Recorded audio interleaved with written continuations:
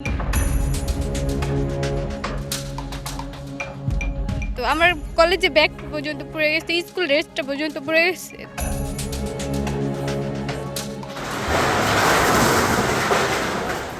মুখে মাস্ক পরে দেশীয় অস্ত্র ও ককটেল বিস্ফোরণ করে আগুন দেয়া হয় কয়েকটি বাড়িতে। শুক্রবার গভীর রাতে শরীয়তপুর সদরের ষোলপাড়া ইউনিয়নের চর গয়ঘর এলাকায় হামলার ঘটনায় পুড়ে যায় ৩টি ঘর। এ সময় ভাঙচুর করা হয় ৯টি আধা পাকা ও টিনের ঘরে। হামলার সময় পরিবারের সঙ্গে পালিয়ে যায় একাদশ শ্রেণীর শিক্ষার্থী ইলমা। ফিরে এসে দেখে নতুন বছরের বই, পড়ার টেবিল সহ পুড়ে গেছে সব আসবাবপত্র। বই খাতা সব পুড়ে গেছে। আমি ফার্স্ট ইয়ারে পড়াশোনা করি, নতুন বই কিনছি, সব পুড়ে ফেলাইছে। তা এখন এটা কি বিচার হবে, সে বিচার চাই। আমি আমার পোলাহান লইয়া ঘরে দেখি জানি আমগো শুদ্ধ আগুন দিয়ে উড়াই দিব। কোনো রকম পোলাহান লইয়া জান লইয়া আমি ঘর থেকে বাইরে গেছি। আমার রাতে যাবে না, খালি গরিব মানুষ তারা ঘরে থাকে।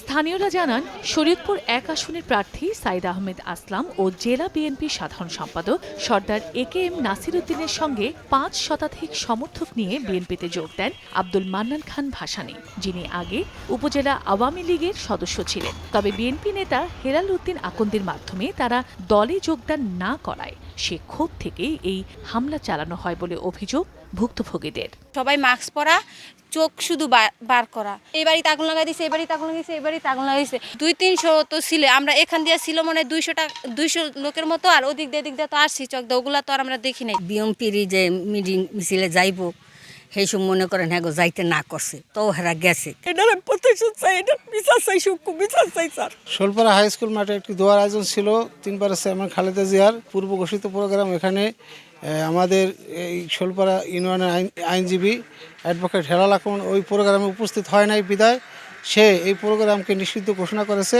তিনি এই ন্যাক্কারজনক ঘটনা ঘটেছে, গত রাত্রে বোমা বিস্ফোরণ হয়েছে, এখানে বাড়িঘর লুটপাট হয়েছে, আগুন দিয়ে পুড়েছে, মা বোনদের নির্যাতন করেছে, স্বর্ণ নিয়েছে, টাকা পয়সা নিয়েছে। মানুষের এখনও জানের নিরাপত্তা নাই। এইখানকার মানুষ এখনও আতঙ্কিত এবং তারা এখনও প্রকাশ্যে বাজারে ঘোরাফেরা করছে।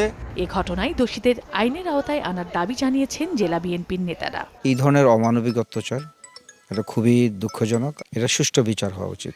সেটা যেই হোক, সে আমার ভাইও যদি হয়, আমার যত যেই হোক, তবে আমি মনে করি দেশের শান্তি, দশের শান্তির জন্য এটা অবশ্যই হওয়া উচিত। আমি দাবি করি যে এটা পুঙ্খানুপুঙ্খভাবে তদন্ত সাপেক্ষে এটা কঠিন বিচার হওয়া দরকার, যাতে অন্তত এই ধরনের ঘটনা আর না ঘটে। তবে ঘটনায় সংশ্লিষ্টতার অভিযোগ অস্বীকার করেছেন অভিযুক্ত হেলাল উদ্দিন আকন্দ। তারা আমাকে হেয় প্রতিপন্ন করার জন্য দলের কাছে, মানুষের কাছে এই দেখেন, আপনি ওই এলাকার লোক হাত করেন, জিজ্ঞেস করেন যে আমাকে কেউ দেখছে কিনা। এটা সম্পূর্ণ অবান্তর কথা। পুলিশ জানায়, ঘটনাস্থল থেকে 3টি ককটেল উদ্ধার করা হয়েছে।